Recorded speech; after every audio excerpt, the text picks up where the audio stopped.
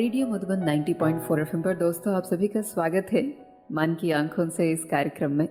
जैसे हम मन की आंखों से कहते हैं तो बहुत सारी बातें होती है जो हम इस दुनिया में रहते हुए इन आंखों से देखते हुए हम ना अंदाज़ा लगा पाते हैं ना हम समझ पाते हैं।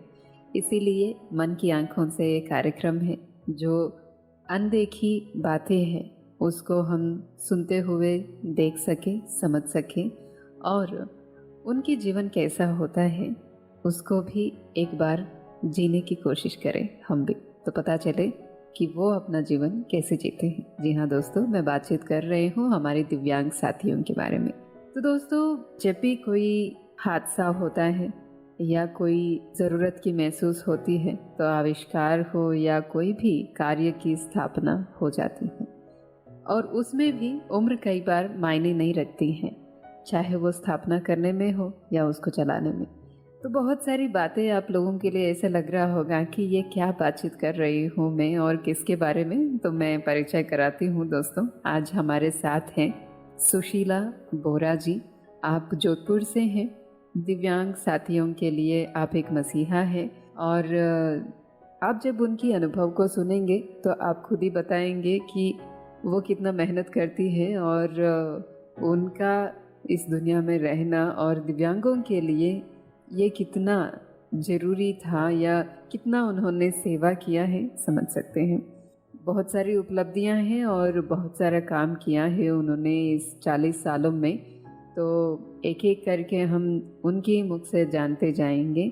हम स्वागत करते हैं सुशीला जी आपको रेडियो मधुबन पर और मन की आंखों से इस कार्यक्रम में। नमस्ते मैम। हाँ, नमस्कार। सबसे पहले हम आपको धन्यवाद कहना चाहते हैं।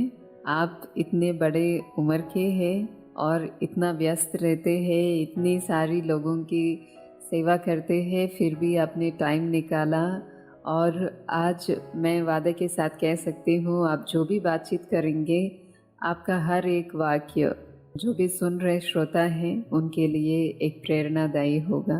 बहुत बहुत धन्यवाद आपको, बहुत बहुत शुक्रिया आज आप हमारे लिए टाइम निकाले।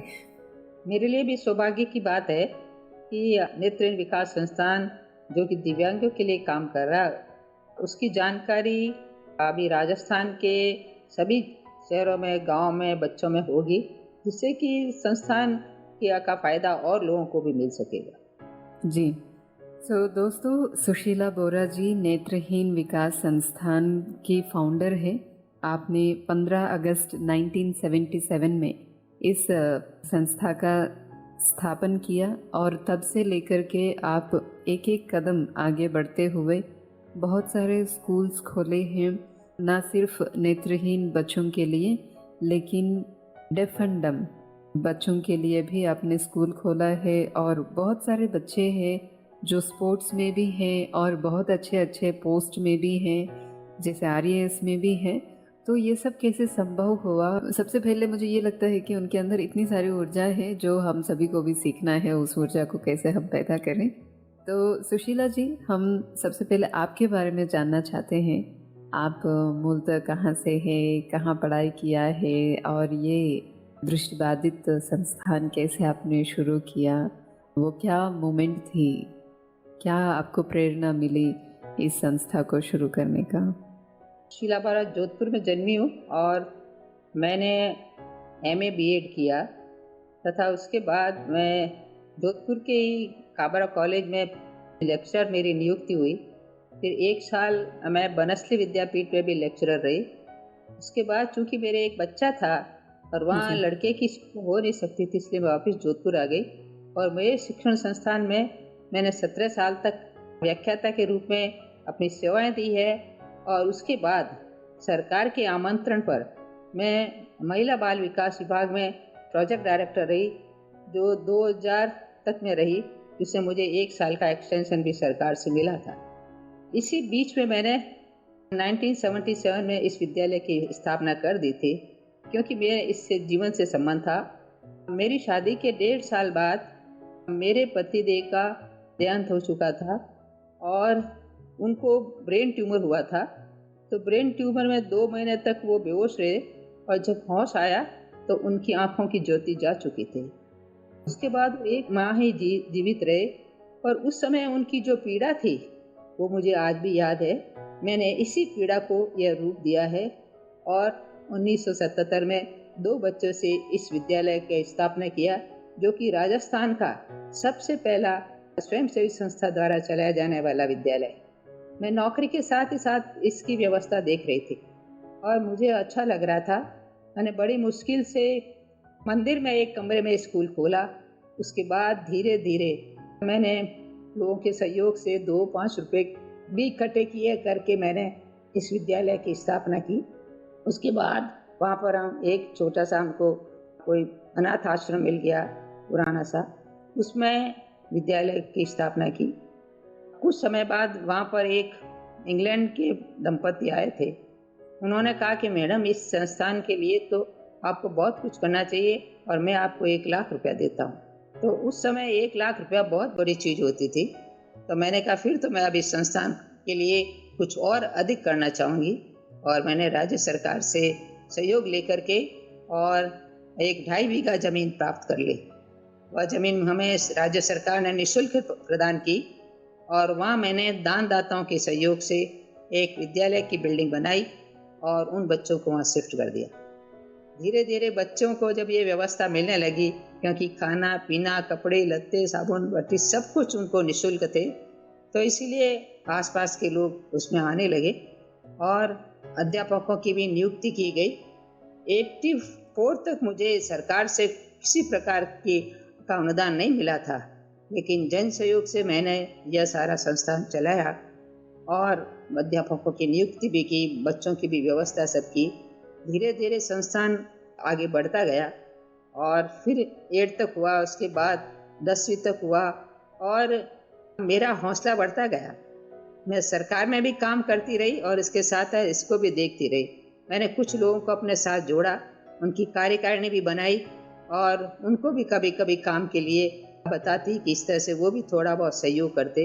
इस तरह से उनके सहयोग से और दानदाताओं के सहयोग से स्कूल आगे बढ़ने लगी।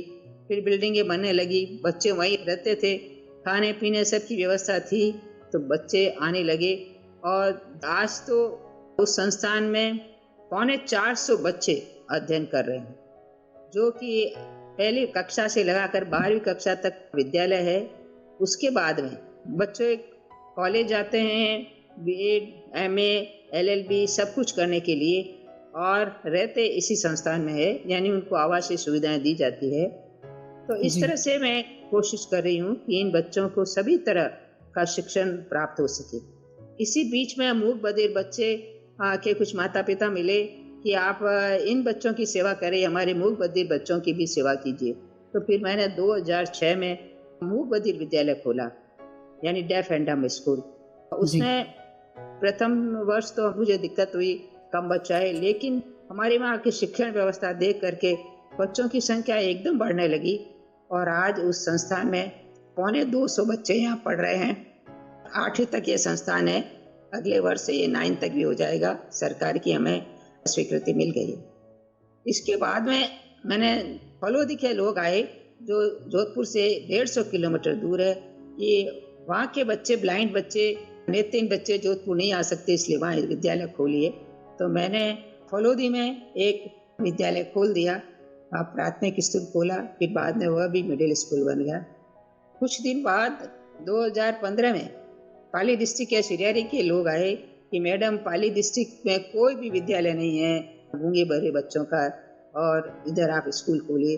तो मैंने वहाँ गूंगे बहरे बच्चों का स्कूल वहाँ भी खोल दिया। हमारी व्यवस्था यह सब देख करके, रहने की सुंदर व्यवस्था, खूब सारी बिल्डिंग बना दी मैंने सब लोगों को, ऐसी व्यवस्था देख करके, और 2017 में राजस्थान सरकार ने हमें मानसिक विमंदित यानी मेंटली रिटार्डेड बच्चों का स्कूल चलाने के लिए भी आगाह किया, और जो किसी और संस्था के पास यह विद्यालय चल रहा था, उनसे लेकर के हमको ये विद्यालय दिया। 2 बिल्डिंगें भी बना के दी उन्होंने कि अब मैडम आप इसको चलाइए। उसमें भी 150 बच्चे अभी उसमें पढ़ रहे हैं।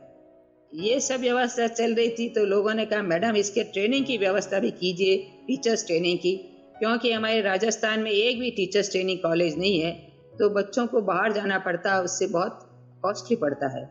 तो फिर मैंने 2009 में ही अपना राजस्थान का प्रथम बीएड कॉलेज खोला, जिसमें टीचर्स तैयार होते हैं जो कि दिव्यांग बच्चों को पढ़ा सकते हैं। फिर मूक बधिर विद्यालय के बच्चों को पढ़ाने के लिए भी उसमें मैंने कॉलेज में यह भी खोल दिया। इस तरह से हमारा यह संस्थान सब तरह से पूरी परिपूर्ण बन रहा है। और यहाँ से पढ़े हुए बच्चों की आप देखिए कि यहाँ से दिव्यांग बच्चे यानी ब्लाइंड बच्चे भी 25 लाख के पैकेज तक पहुँच गए हैं, क्योंकि उनको मैंने एमएलयू में शिक्षण दिलाया था। एक बच्चा बॉम्बे पढ़ा है, एक हैदराबाद, एक कलकत्ता, एक लड़की अहमदाबाद में पढ़ रही है। अभी फिर एक बच्चे का हैदराबाद में एडमिशन हो गया। हमारे यहाँ से पढ़ा हुआ आरएस में भी आ गई एक लड़की मिस कल्ला करके। और कई बच्चों की नौकरियां, कोई प्रोफेसर है, कोई प्रिंसिपल है, कोई टीचर है, कोई रेलवे में है, बैंकों में है। इस तरह से हमारे यहाँ से पढ़े हुए बच्चों को खूब नौकरियां मिल रही है, क्योंकि मैं इनकी पढ़ाई की उत्तम व्यवस्था करने का प्रयास करती हूँ। मैं इनके स्कूल के अलावा इंग्लिश, मैथमेटिक्स, कंप्यूटर, साइंस इनकी अलग से क्लासें चलाती हूँ, जिससे कि बच्चे इन सब विषय में बहुत सक्षम हो जाए। और इसी कारण ये बच्चे फर्स्ट क्लास आते हैं। यानी रिजल्ट भी देखिए, हमारा हर साल यानी 100% रहता है। इस साल 12th में बच्चे जो पढ़ रहे थे उनमें 33 बच्चे थे, 33 ही बच्चे फर्स्ट आए, प्रथम आए। 10th में जो थे, हाँ जी।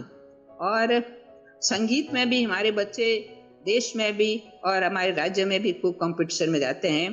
पिछले साल कोरोना से पहले हमारे यहाँ के बच्चे पूरे राजस्थान में संगीत में प्रथम आए। उससे बच्ची को 5,000 रुपये मिले, तो उसमें आए। इसी तरह से गेम्स एंड स्पोर्ट्स में मैं इन बच्चों को खूब अच्छा व्यवस्था करती हूँ। इसके लिए एक टीचर भी रखा हुआ है। और इस गेम्स एंड स्पोर्ट्स में मैंने बच्चों को फॉरेन भेजा है, अमेरिका के बोस्टन में, कनाडा में, मलेशिया में, इंग्लैंड में, सब जगह भेजा है। और बच्चे खूब इनाम लेकर के आते हैं, प्रथम बन के आते हैं। बोस्टन में 5 शील्ड लेकर के आए थे। इंग्लैंड में बच्चा मैन ऑफ द मैच बन करके आया था। इस तरह से हाँ, इनको सब तरह की सुविधा देने का प्रयास करती हूँ। जो बच्चे स्पोर्ट्स के लिए बाहर विदेशों में गए हैं, क्या क्या स्पोर्ट्स खेलते हैं बच्चे? इसमें ये दौड़ है, थ्रो बॉल है, और इनकी जो फेंकने की कोई और सुविधा होती है, वो एक प्लेट होती है उसको फेंकने का, और ये सब होते हैं, इस तरह के उसमें करते हैं। 800 मीटर की दौड़ में भी हमारे बच्चे फर्स्ट आ जाते हैं। अभी 2017 में ऑल इंडिया का हमारा गेम्स एंड स्पोर्ट्स हुआ था, उसमें हमारे बच्चे इंडिया में प्रथम आए। इसलिए सरकार ने अभी इसी साल 23 बच्चों को 35 लाख रुपए दिए हैं। तो बच्चों को सब सुविधाएं मिल रही है, बच्चों को बहुत अच्छा लगता है। यानी जब बच्चे आते हैं तो ऐसे मायूस होके आते हैं, और जब आप जाते हैं तब इन बच्चों का कॉन्फिडेंस हम लोगों से भी ज़्यादा होता है, क्योंकि अच्छी अच्छी नौकरियां कर रहे हैं। कहीं वो 25 लाख के पैकेज पर है, कोई बैंक में है, बैंक में मैनेजर तक बच्चे बन चुके हैं, बैंक में है, रेलवे में है। यानी कहाँ पर ये बच्चे नहीं है। तो कोई भी बच्चा यूँ नहीं घूम रहा, सबको नौकरी मिल रही है। तो इससे बच्चों सारे जिन जिन लोगों को पता चलता है वहाँ से बच्चे यहाँ पर पढ़ने आते हैं। पूरे राजस्थान के बच्चे यहाँ पर है। और आपकी जानकारी के लिए लड़कियों का जो हॉस्टल है वो प्रथम बार मैंने ही खोला था, जिसमें कि इन लड़कियों को भी मौका मिल रहा है। और लड़कियाँ भी खूब आगे बढ़ रही है। प्रिंसिपल है, इंग्लिश की टीचर है, इंग्लिश की प्रोफेसर है, हिंदी की प्रोफेसर है, सब तरह से इन बच्चों को मौका मिल रहा है। कोशिश करती हूँ कि इन बच्चों की जिंदगी बने। मूक बधिर बच्चों को भी हम सब तरह का शिक्षण दे रहे हैं, सब तरह की सुविधाएं इनको दे रहे हैं। उनका जो सिस्टम होता है वो साइन लैंग्वेज होता है, तो उसका विशेष प्रशिक्षण देती हूँ उन बच्चों को। और उनके यहाँ जो ड्राइंग, पेंटिंग और सिलाई और कढ़ाई की जो व्यवस्था है, आप देख करके आश्चर्यचकित हो जाएंगे कि 8वीं तक के बच्चे इतना सुंदर वस्त्रों का निर्माण कर लेते हैं। तो इनका विशेष प्रशिक्षण देती हूँ, जिससे अगर किसी बच्चे को नौकरी न मिले तो वो अपना स्वतंत्र व्यवसाय करके भी अपना जीविका चला सकता है। इस तरह से मैं उनको तैयार करती हूँ। और मेंटली रिटार्टेड बच्चों के लिए भी मैंने स्कूल खोल दिया। उन्हीं बच्चों में से जो थोड़े ठीक थे, 150 में से उनको 60 बच्चों को भी मैं पढ़ाती हूँ। हालांकि उनकी जो स्पीड होती है सीखने की बहुत धीमी होती, लेकिन फिर भी उनको पूरा शिक्षण दिया जाता है। और 15 अगस्त, 26 जनवरी में खूब अच्छे अच्छे कार्यक्रम करके बच्चों को डांस भी सिखाया जाता है, ये सब किया जाता है। उनको मौका दिया जाता है कि वो भी स्टेज पे आकर के काम करने का। कोशिश करती हूँ कि जो मेरे यहाँ बच्चे आए हैं वो आगे चल करके एक अच्छा इंसान बन सके, एक समर्थ और आत्मनिर्भर बच्चा बन सके, ये प्रयास रहते हैं। मेरा बेटा तो कभी कभी कहता है कि मम्मी आपको तो ये बच्चे हमसे भी ज्यादा प्यारे लगते। मैंने कहा ये बच्चे मेरे विद्यालय में 5 साल की उम्र में आते हैं और यहाँ पढ़ लिख करके तैयार होकर के जाते हैं, तो ये बच्चे की तरह ही हैं, इस तरह से रहते हैं। सही बात है। मैं भी आपसे पूछने वाली थी कि बहुत ही छोटी सी उम्र में ही आपकी पति का देहांत हो गया है और बच्चों के साथ आप भी खुद के बच्चों को संभालना और ये दृष्टिबाधित बच्चों को संभालना, इतना बड़ा कार्य आपने संभाला, तो आप कैसे मैनेज करते थे ये सभी चीज़ें? Madam, there is will there is way. जहाँ चाह होती है ना अपना बन जाती है। मेरे सिर्फ एक ही बच्चा था, क्योंकि 1.5 साल बाद तो मेरे हस्बैंड की डेथ हो गई थी। तो मैं पहले बीए पास थी, उसके बाद 3 साल मैंने पढ़ाई की। मैंने अपने पीहर में रह करके की, क्योंकि मेरा ससुराल गांव में था, तो वहाँ ये संभव नहीं था। और मेरी माँ इसमें बहुत सहयोग किया, बच्चे को रख लेती थी, मैं कॉलेज जाती, मैंने कॉलेज में पढ़ाई की और फिर मैंने नौकरी की। तो इसमें मेरे परिवार वालों का बहुत सहयोग रहा है। और अब मेरे बेटे की शादी हो गई है, पोते की भी हो गई है, 2 पोतियाँ थी उनकी भी शादी हो गई। तो सब लोग मेरा बहुत ख्याल रखते हैं और मेरे हर कार्य में वो मुझे प्रोत्साहित करते रहते हैं। जी, बहुत सुंदर। मैं सुबह हमेशा, पहले तो मैं अपने गुरु महाराज के यहाँ जाती हूँ, 1 घंटा वहाँ व्याख्यान सुनती हूँ, क्योंकि मैं आध्यात्मिक क्षेत्र में भी मैंने बहुत काम किया है। मैं एक जैनी हूँ और उस संघ के द्वारा जो भी संस्थाएं चलाई गई, चाहे आध्यात्मिक शिक्षण बोर्ड चलाया गया, स्वाध्याय संघ, समय ज्ञान प्रचारक मंडल, जैन हितैषी श्रावक संघ, उन सब की मैं हेड रह चुकी हूँ। तो मैंने उस क्षेत्र में भी काम किया है और मैं अपने साधु संतों का बहुत आदर सत्कार करती हूँ। मैं रोज सुबह 9 से 10 व्याख्यान सुनने जाती हूँ, वहाँ से घर आकर के खाना खा करके स्कूल चली जाती हूँ। 11 से 3-4 बजे तक वहाँ रह के पूरा काम निपटा के आती हूँ, क्योंकि मैं कोई काम अधूरा कभी नहीं छोड़ती। तो पूरा काम करके फिर घर आती हूँ। मेरे पिताजी भी आरएस ऑफिसर थे, वो कहते थे अपनी टेबल उठते समय बिल्कुल खाली रहनी चाहिए, कल हम कुछ हो जाए तो भी हमारा कोई पत्र अधूरा नहीं रहना चाहिए। तो इस तरह से मैं भावना से काम करती हूँ और मुझे बहुत आनंद आता है उन बच्चों के बीच में रह करके। मैं हर एक बच्चे की बात सुनती हूँ, मेरे हर बच्चे के पास है, वो कोई भी अपनी समस्या मुझे दे सकता है और मैं हर समस्या का समाधान करने का प्रयास करती हूँ। पढ़ाई में भी मैं उनके लिए स्पेशल टीचर्स की व्यवस्था करती हूँ। जैसे अभी रीट की परीक्षा हुई थी, इसके लिए मैंने एक ट्यूटर रखा और उन बच्चों को उसके लिए शिक्षण दिया, और जिससे कि अधिक से अधिक बच्चों को अच्छी नौकरी मिल सके। मैडम, यहाँ से पढ़े बच्चों को 25 लाख तक का पैकेज है, किसे कहते हैं? एक सामान्य बच्चे को भी नहीं मिलता है। आगे बढ़ रहे हैं। सही बात है। जब आप इतनी दिल से और इतने पवित्र मन से आप उन सभी बच्चों को मदद कर रहे हैं, सपोर्ट कर रहे हैं, मार्गदर्शन कर रहे हैं, फिर आप जैसा जब सपोर्ट मिलता है तो कोई भी बच्चा आगे बढ़ेगा ही। जिसकी इच्छा भी नहीं, हौसला भी नहीं, उसके अंदर भी हौसला आ जाता है। ऊपर वाली की कृपा है, वो कुछ करवाना चाहता मेरे से, इसलिए हो रहा है ये।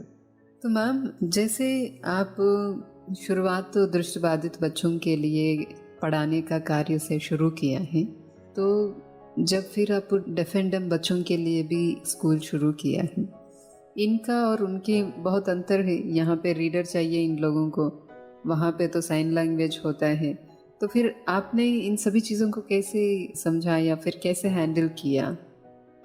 जैसे नेत्रहीन विद्यार्थी थे, उनका स्कूल की बिल्डिंग अलग है, उनका छात्रावास अलग बनाया मैंने। मूक बधिर बच्चों के लिए अलग से स्कूल बिल्डिंग है, उनका छात्रावास अलग है, उनके लिए उनकी व्यवस्था की। मानसिक विमंदित जो है उसके लिए भी अलग से छात्रावास है और अलग से सारा विद्यालय भी है। तो इस तरह से अलग अलग सब किया हुआ है, किसी को किसी से तकलीफ नहीं होती। लेकिन यहाँ जो मेरे इस कैंपस में रहते हैं, नेत्रहीन विकास संस्थान के कैंपस में मूक बधिर और नेत्रहीन बच्चे रहते हैं, उन सबका खाने की व्यवस्था एक ही जगह हो रही है, यानी 550 बच्चे एक समय में खाना खाते हैं यहाँ। और उसके लिए मैंने 2 शिफ्ट बना रखी है। बहुत बड़ा विद्यालय है, कभी आप आके देखिए, आपको अच्छा लगेगा। जरूर। और डोनर्स आते हैं, डोनर्स के सहयोग से चलता है। राज्य सरकार भी देती है, लेकिन डोनर्स का सहयोग भी बहुत रहता है इसमें, इसी कारण ये संस्था इतनी आगे बढ़ सकी। मैं वही पूछने वाली थी, क्योंकि 1977 से चला रहे हैं आप, और आप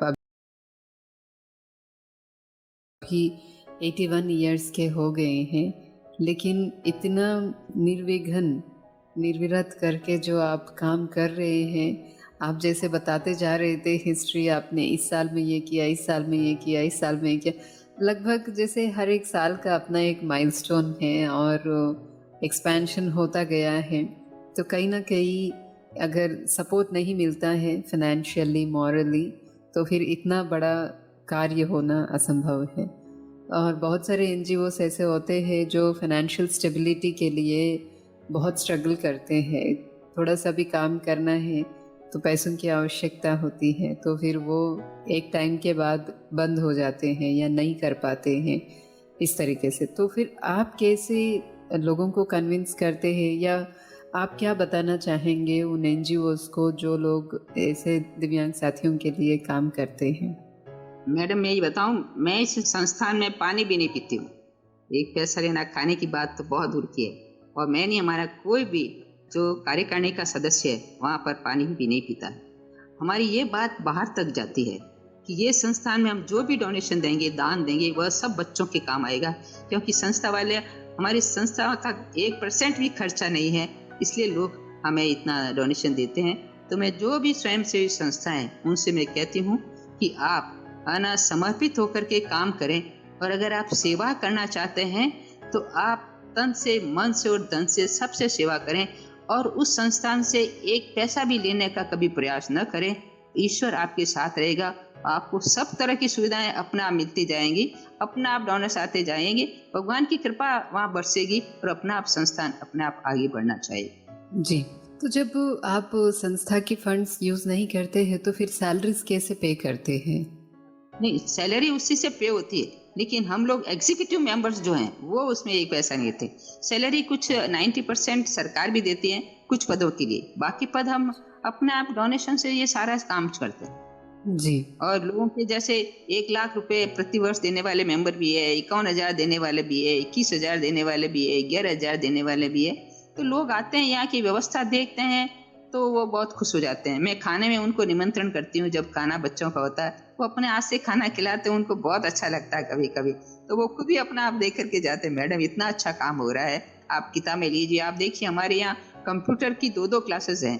बच्चे अच्छा। कंप्यूटर क्या चलाते हैं, आप और हम नहीं चलाते हैं उतने वो कंप्यूटर बढ़िया चलाते हैं। ये सब लोगों के सहयोग से हुआ।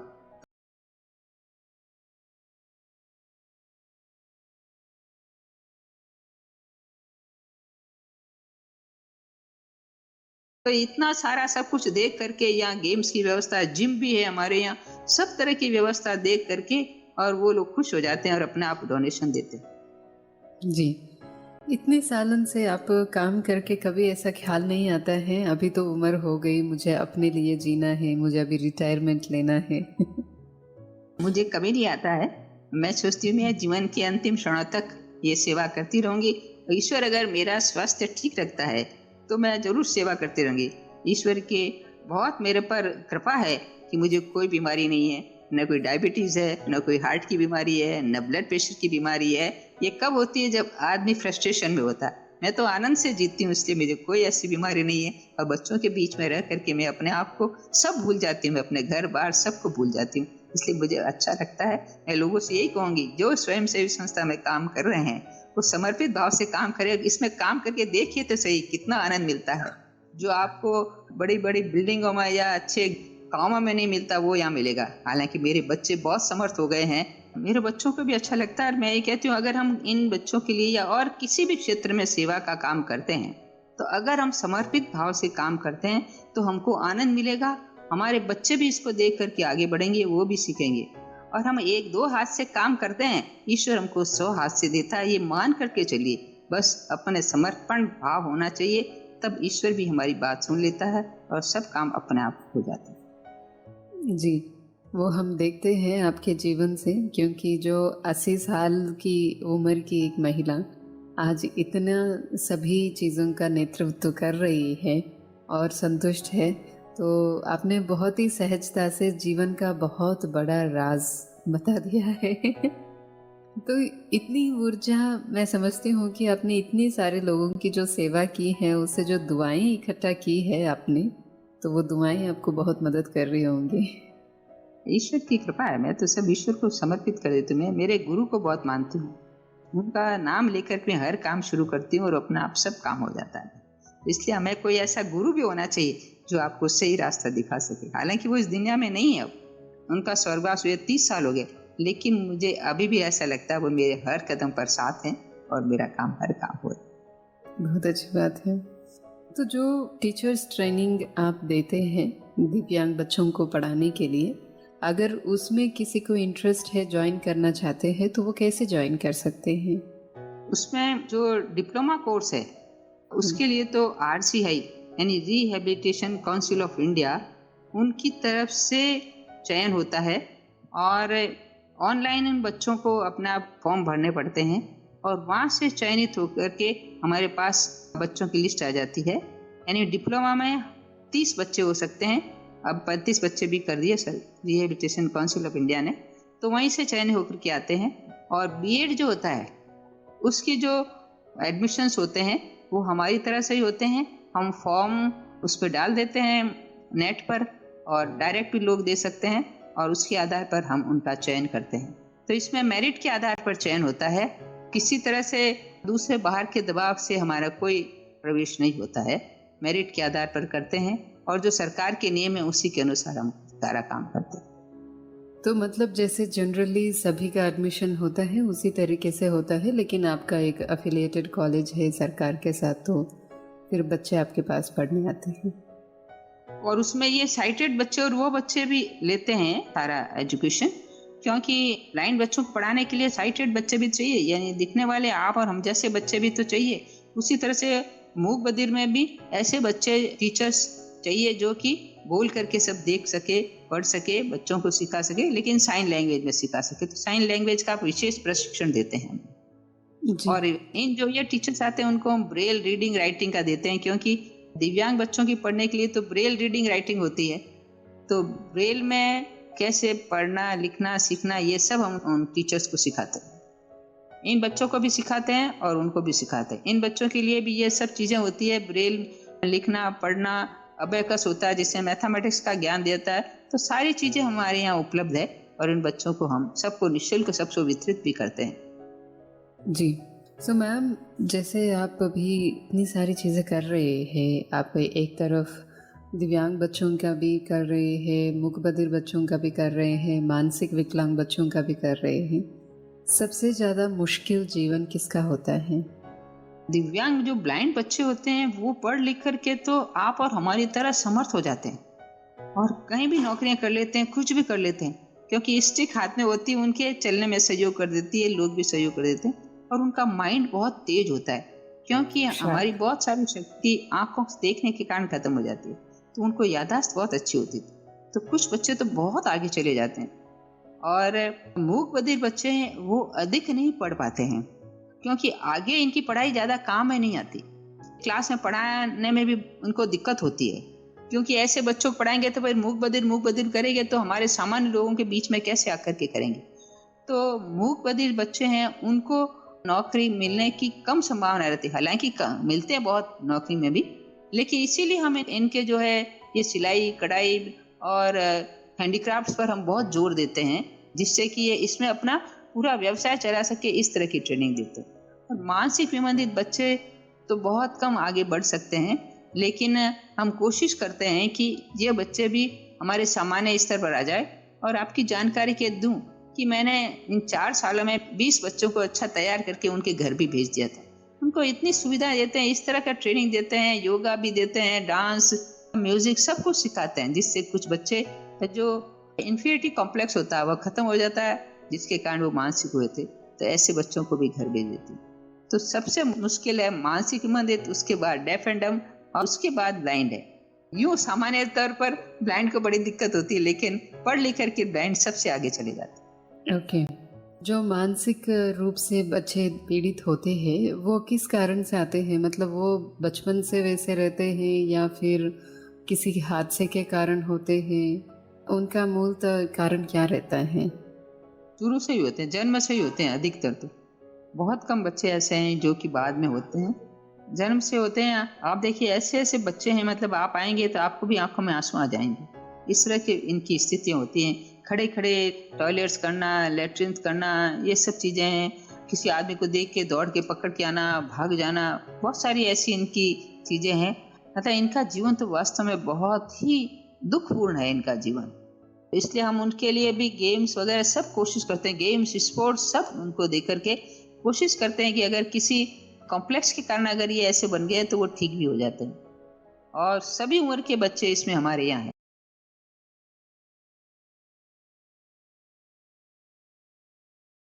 लड़के लड़कियां 75 लड़के हैं, 75 लड़कियां हैं, उन सबको यहाँ पे। अभी तक कितने बच्चे ऐसे हैं जो आपके पास पढ़ाई किए हैं, हॉस्टल में रहे हैं, जो बहुत वेल सेटल्ड हो गए हैं? मैंने बताया ना आपको कि नेत्रहीन बच्चे तो अधिकांश पढ़ लिख करके नौकरियों पे चले जाते हैं, और ये बच्चे एमए, बीएड, डबल एमए करते ही रहते हैं कुछ न कुछ। तो जब तक नौकरी नहीं लगती है तब तक वो हमारे छात्रावास में ही रहते हैं। और बाकी डेफ एंड डम बच्चे जैसे 8th के पास दूसरी स्कूलों में चले जाते हैं। हमारे यहाँ 12वीं कक्षा तक का एक स्कूल है, गांधी बधिर विद्यालय, वहाँ उनको एडमिशन करा देते हैं और फिर ये बाद में आगे पढ़ते रहते हैं। और मानसिक संबंधित बच्चे तो वहीं रहते हैं, वो कहीं नहीं जाते हैं। आपको क्या बताऊं, इनके पेरेंट्स अपना फोन नंबर भी गलत बताते हैं जिससे कि वापस उनको हम नहीं बुला लें। यानी ये बच्चे अधिकांश ऐसे हैं कि ये बिल्कुल अनाथ भी है ना। हमें कई बच्चों पे तो मालूम भी नहीं है कि इनके माता पिता कोई है कि नहीं, कहीं छोड़ जाते हैं, कोई रेलवे स्टेशन पे मिला, कोई कहीं चौक में मिला, कोई किधर मिला, कोई किधर मिला, ऐसे बच्चे बहुत हैं। पर मैं उन लोगों से कहती हूँ कि आप एक बच्चे को नहीं रख सकते, हम तो 150 बच्चों को रख रहे हैं, लेकिन वहाँ हम पूरी व्यवस्था करते हैं। 150 बच्चों पर 40 का स्टाफ लगाया हुआ है, मतलब रात दिन का स्टाफ है, नर्सेस का है, डॉक्टर है, सब तरह के लोगों को रखते हैं जिससे कि उनको हम अच्छी तरह से रख सकें। सही बात है, मैं समझ सकती हूँ, क्योंकि जब घर पे एक बच्चे को संभालना, 2 बच्चों को संभालना माँ बाप के लिए इतना बड़ा चैलेंजिंग टास्क हो जाता है। और ऐसे में आप इतने सारे बच्चों को आप पढ़ा भी रहे हैं और उनका जीवन बना रहे हैं और उनको अपने पैरों पे खड़े होने के लिए आप प्रेरणा भी दे रहे हैं। तो मैम, आपकी दिनचर्या क्या होती है? इतना सारा काम आप संभालते हैं तो फिर आपको रेस्ट करने को भी टाइम मिलता है? मैं हमेशा कहा करती थी, change of work is rest. मैं सुबह जल्दी उठती हूँ, 4:30-5 बजे उठ जाती हूँ, फिर मैं अपनी स्वयं की साधना करती हूँ 7 बजे तक, 7:30 तक। अच्छा, घर में मुझे कुछ काम करना पड़ता नहीं है। फिर उसके बाद मैं 9 बजे हमारे गुरु महाराज का व्याख्यान सुनने जाती हूँ। वहाँ से 10:30 बजे घर आके खाना खा के स्कूल चली जाती हूँ। स्कूल से 3-4 बजे घर पे आती हूँ। फिर मेरी माँ बीमार है, मेरी माँ के पास अभी रह रही हूँ 2.5 साल से, तो उनकी सेवा कर देती हूँ। रात को उनके पास सोती हूँ क्योंकि उनको दिखाई भी नहीं देता और वो 100 साल की हो चुकी हैं। अच्छा। तो उनकी सेवा कर देती हूँ और फिर आनंद लेती हूँ पूरे दिन। मतलब पूरा दिनचर्या सेट है, इसलिए मुझे कोई तो तनाव नहीं होता, कुछ नहीं होता। मैं बिल्कुल जो भी काम करती हूँ, मैं कभी मतलब तनाव में रहती ही नहीं कभी भी। मैं रोज से कहती हूँ कि टेंशन लेस होकर के जिंदगी जियो, तो मैं बहुत खुश रहती हूँ, कभी तनाव में नहीं रहती हूँ मैं। अच्छा, ये मैं भगवान पे छोड़ देती हूँ। मैंने कहा अच्छा हुआ तो भगवान की कृपा है, और अच्छा नहीं हुआ तो इससे और अच्छा होगा, इसीलिए ऐसा हुआ। तो इस आधार पे मैं मस्त रहती हूँ, हमेशा खुश रहती हूँ। मेरे को खेलने का भी शौक था बचपन में, मैंने खूब खेला भी है। मैं सब तरह के इसमें जिंदगी का मैंने आनंद लिया। थ्रो बॉल भी खेला मैंने, टेबल टेनिस भी खेला। मेरी कामों को देख करके हमारे महिला बाल विकास विभाग ने मुझे इंग्लैंड में एक ट्रेनिंग के लिए भी भेजा था। मैं 1 महीने वहाँ ट्रेनिंग में भी रही थी, तो वहाँ भी मैंने बहुत कुछ सीखा। उसके बाद मैं पूरे 8 कंट्री में अकेली भी चली गई। मैं धार्मिक व्याख्यान देने के लिए भी जाती हूँ। तो मैं 43 साल से हमारे जो पर्यूषण पर्व होते हैं 8 दिन का, उसमें मैं व्याख्यान देने भी जाती हूँ। हांगकांग की गई हूँ, आसाम, कलकत्ता, बॉम्बे, सब जगह गई हूँ मैं, बनारस, जहाँ भी मुझे भेजते हैं हमारे संघ वाले। तो 8 दिन पर्यूषण में व्याख्यान देने भी जाती हूँ, तो सब तरह से आनंद देती हूँ। इसलिए मैं कभी अपने आप में बोर फील करती नहीं। लोग कहते तो मैं कहती क्या होता है, क्या शब्द है, कोई शब्द ही नहीं। सही बात है। यहाँ पे मैं एक बात पूछना चाहती हूँ मैम, दुनिया में महिलाओं को बहुत कमज़ोर समझते हैं। ये तो औरत है, ये क्या कर लेगी, इसको तो ये पराये धन है। और राजस्थान में खास करके महिलाओं को इतनी फ्रीडम नहीं रहती है कि वो अपने सपनों को देखे और सपनों को साकार होते हुए भी देखे। दोनों तरीके का उनको स्वतंत्रता नहीं होती है। ऐसे में आप अकेले खड़े हैं खुद के लिए भी और इतने सारे बच्चों के लिए जिनके लिए कोई भी उम्मीद नहीं है, उन सब के लिए खड़े हैं। और आज की डेट में आप अपनी माँ का भी सहारा बने हैं। आप खुद ही उस एज में हैं जहाँ पे बच्चों के साथ एंजॉय करना या फिर बच्चों को सब कुछ सौंप दे और रिलैक्स होकर के रहे, लेकिन आज की डेट में आप खुद अपनी माता की जिम्मेवारी ले रहे हैं, उनको भी संभाल रहे हैं। तो क्या कहना चाहेंगे महिलाओं के लिए आप? मैं माँ की इसलिए सेवा कर पा रही हूँ, हमारा घर और मेरी माँ के घर के बीच में एक ही घर है, बिल्कुल पास में, इसलिए यहाँ भी रह जाती हूँ और यहाँ भी रह जाती हूँ। दोनों तरह से मैं बच्चों को भी राजी रखती हूँ, उनको भी राजी रख लेती हूँ। मेरी भाभी भी कभी कभी आ जाती है और सर्वेंट भी रखी हुई है जो कि उनका काम सब देख लेती है। बहुत वो खुश रहती है मेरे को देख करके कि मेरे को याद करते रहती है, तो मैं तो उनकी बस अपनी उपस्थिति से उनको राजी रखती हूँ। और बाकी अपना आप सब काम हो रहा है, आराम से ईश्वर करा रहा है सब मुझसे काम, तो इसलिए काम कर लेती है सब कुछ। महिलाओं को क्या कहना चाहेंगे आप? और महिलाओं के लिए कहना चाहती हूँ कि मैं महिला बाल विकास विभाग में मैंने 1984 से 99 तक काम किया, 15 साल तक काम किया है। जोधपुर डिस्ट्रिक्ट के एक एक गांव में जाकर के और खूब महिलाओं के साथ चर्चाएं की है, रात्रि मीटिंगें की है, गांव के लोगों को बुलाया है। यहाँ तक कि मैडम मैं रात को वहीं सो जाती थी गांव में, उन लोगों के बीच में सबकी मैं बातें सुनती थी। और फिर गांव वाले भी मुझे सब बातें बताते, वो कहते आप तो हमारी हैं। यानी जब उनके साथ आप रहो, रात को भी वहाँ रहती थी ना, तो उनको लगता है ये हमारी है। फिर मैं उनको समझाती थी सब लोगों को, तो मेरी बातें बड़े ध्यान से सब सुनते थे। आदमी भी आते थे, औरतें भी आती थी। मैं उन सबको कहती थी किस तरह से औरत को आगे बढ़ना चाहिए, क्यों बढ़ना चाहिए, देखो मैं बड़ी हूँ तो इससे मुझे कितना फायदा हुआ। तो इस वजह से लोगों को मोटिवेट करती थी। यहाँ तक कि जैसे जिनके इलीगल चाइल्ड हो जाते थे, जैसे किसी के साथ कोई ज्यादती हो गई, घर ठहर गया, तो मैंने ऐसे बच्चों को भी लेकर के आई हूँ। और आप विश्वास करेंगी, मैंने एक महिला को अपने ऑफिस में 20 दिन तक रखा उसको, और सरकार की फिर मैंने उसकी परमिशन भी ले ली। और उसके घर वाले चाहते थे कि इसको बच्चे को मार दें, मैंने कहा नहीं। उसकी मैंने डिलीवरी करवाई और उस बच्चे को मैंने किसी को गोद दिलवा दिया।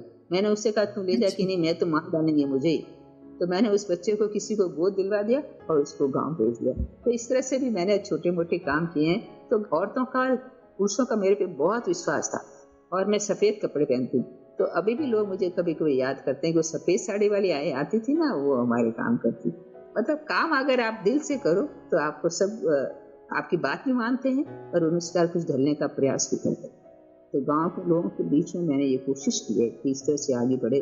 मैंने बालिकाओं के वो भी करवाए थे, जैसे अपने गेम्स, और वहाँ वो भी करवाए थे। वहाँ पे कैंप भी लगवाए थे, महिलाओं के भी कैंप लगाए, बालिकाओं के भी कैंप लगवाए थे। तो और हमारे उसमें आप महिला बाल विकास विभाग में एक प्रोजेक्ट डायरेक्टर होता है, उसके नीचे प्रचेताएं होती थी, उसके नीचे साथीनें होती थी। तो गांव में साथीन होती थी, तो साथीनों की अलग ट्रेनिंग लेती थी, उनको अलग मोटिवेट करती थी, फिर वो गांव में जाके काम करती थी। तो इस तरह से काम करने का सवाने लिया। तो मैं ब्लाइंड स्कूल भी देख लेती थी और साथ में ये काम भी कर लेती थी। तो अपने टाइम को ऐसे एडजस्ट करती कि मतलब सब काम हो जाते। मुझे टाइम को वेस्ट करना अच्छा नहीं लगता। कुछ न कुछ काम आदमी को करते रहना चाहिए, ऐसी अपनी जिंदगी चलानी चाहिए कि समय का सदुपयोग हो सके।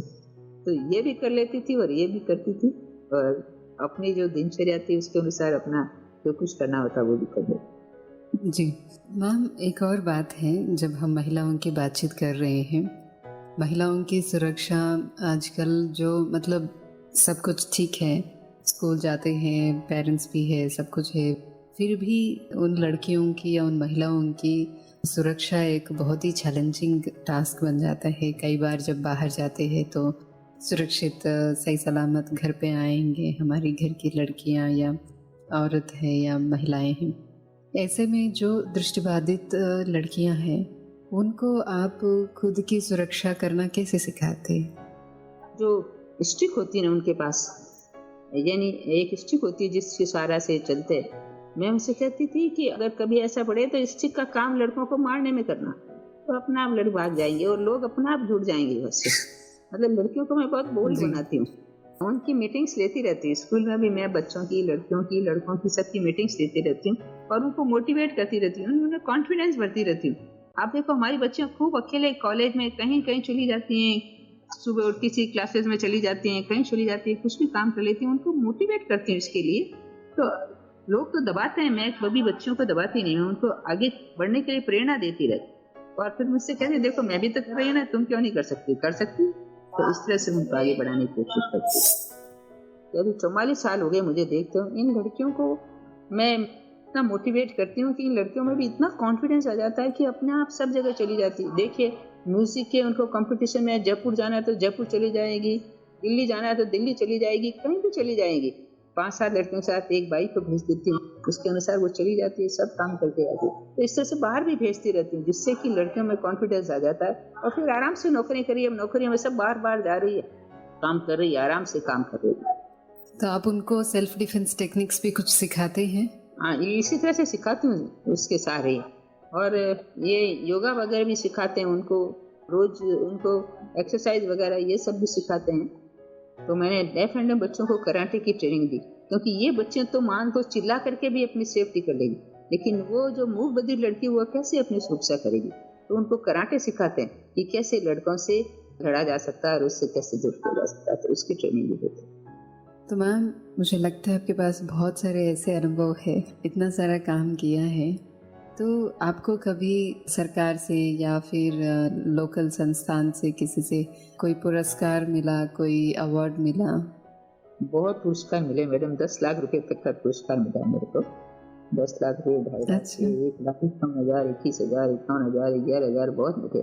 लेकिन मैडम मैं बता रही हूँ, मैं इन रुपयों का उपयोग नहीं करती। मैंने अपने नाम से एक ट्रस्ट बना रखा है, पारसमल सुशीला बोरा चैरिटेबल ट्रस्ट।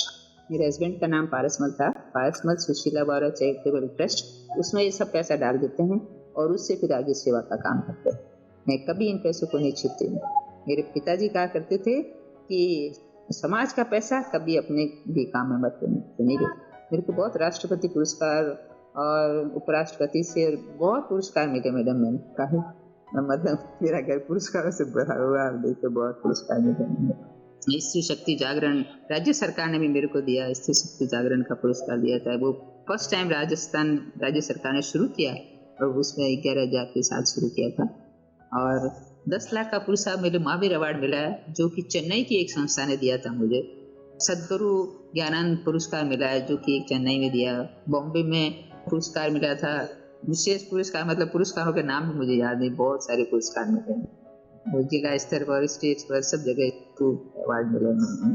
तो ये सब उसी को समर्पित है, मेरे प्रभु को समर्पित है। जी, मन की आंखों से ये जो कार्यक्रम का नाम है, इसके बारे में आपका क्या कहना है?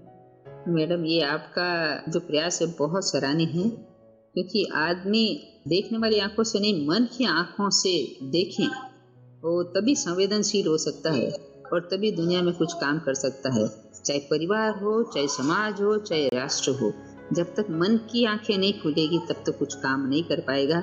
तो आपने इसका जो नाम दिया वो भी बहुत सुंदर नाम है कि हम मन की आंखों से काम करें, मन की आंखों से देखें और उसके अनुसार अपनी जिंदगी जिएं, तो बहुत आनंद से रहेंगे।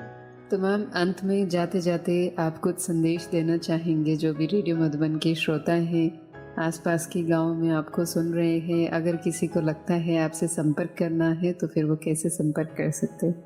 मेरे मोबाइल पे कोई भी संपर्क कर सकता है। मेरे नंबर है 9414133879। जी, और अंत में क्या संदेश देना चाहेंगे आप?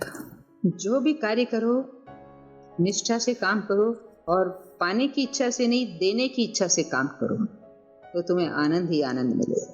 Thank you so much ma'am. एक लाइन में आपने बहुत गहरा रहस्य बताया जीवन में ऊंचाइयों को छूने का या सफलता को प्राप्त करने का, और बहुत बहुत धन्यवाद और बहुत बहुत शुक्रिया आपको आज हमारे लिए टाइम निकाला और इतनी अच्छी प्रेरणादायी बातें और आपकी जीवन की किस्से कहानियों को सुनाया।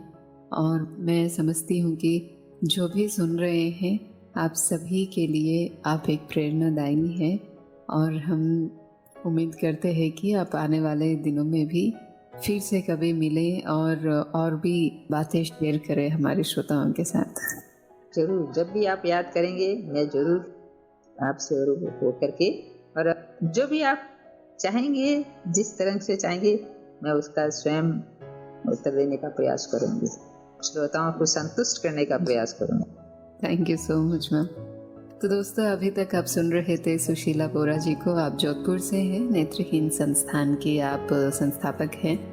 तो ऐसे ही अनुभवों को हम फिर से सुनेंगे और भी नए शख्सियत के साथ हम मिलेंगे अगली कड़ी में। तब तक के लिए सुनते रहिए, मुस्कुराते रहिए। मन की आँखों से इस कार्यक्रम को रेडियो मधुबन 90.4 FM पर। नमस्ते।